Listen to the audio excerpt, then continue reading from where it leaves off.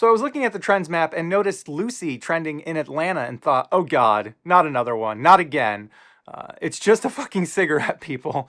But then I also noticed Tighty was trending right next to it, and nope, thankfully nobody's dead. Twitter user Jade DeGem tweeted, whoever came up with righty-tighty, lefty-loosey is so real, like, OMG, so true. But is it true? I know in my own life I've run into screws that turn the opposite direction, so I decided to Google it. Sure enough, not all screws turn according to this principle, and in fact turn righty-loosey, lefty-tighty. But these are uncommon. They are meant for very specific circumstances, usually mechanical applications where vibrational and torquing forces could potentially cause a standard threaded screw or nut to loosen over time. So to prevent this, they thread the screw backwards, and as such, righty-loosey, lefty-tighty wins those days. But why are screws lefty-loosey instead of lefty-tighty in the first place? Put simply, it's because of the supremacy of right-handedness in society. Something like 85 to 90% of the population is right-handed. Thus, the demand for right-handed screwing orientation would far outweigh the demand for left-handed screwing. Supply and demand, baby. But why handedness would decide this has to do with supination versus pronation, which are two medium words as opposed to big words because they're not really all that big, which have to do with the direction you rotate your hands.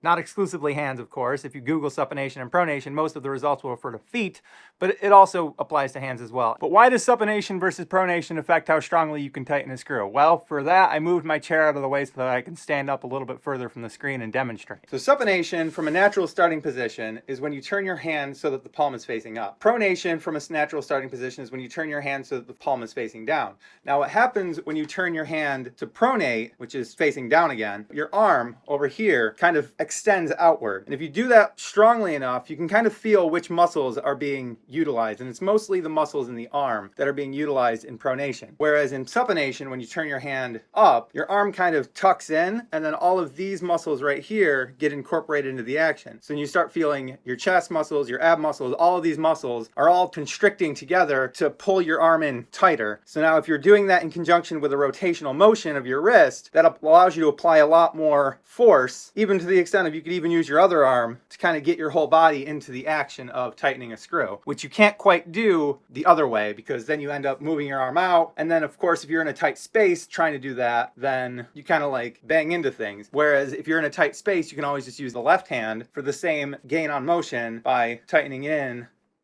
and feeling all of this. Jesus, my hair has been terrible this entire video. Why didn't you tell me?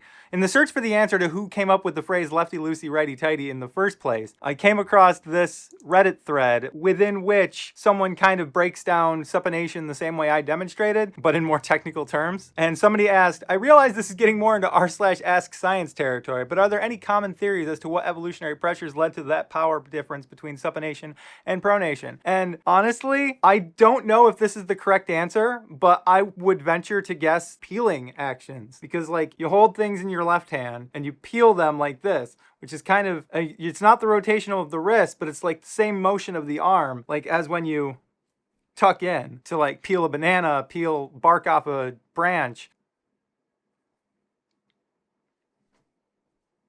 Peeling coconuts, maybe? Peeling. I really feel like it's probably has something to do with the peeling action, which has simply been repurposed for screwing. Elsewhere in this thread, there was people explaining how the standardization of screw thread orientations kind of came about in the late 1800s with wooden screws, but then carried over into metal screws later on. Nobody really knows who came up with the phrase lefty-loosey, righty-tighty. I suspect it was someone who spoke the English language, since it's very poetic in English and probably doesn't translate quite as well as a mnemonic to other languages, though I don't know. If you speak another language and have some similar mnemonic, please leave a comment down below, because that'd be really interesting to know. So there you have it. That's lefty-loosey, righty-tighty in a nutshell, I think. Thank you for watching. If you enjoyed this video, be sure to give it a like, share, subscribe, turn on notifications if you haven't already. And of course, if you lefty-loosey when you should have righty-tightied, you're gonna have a bad time.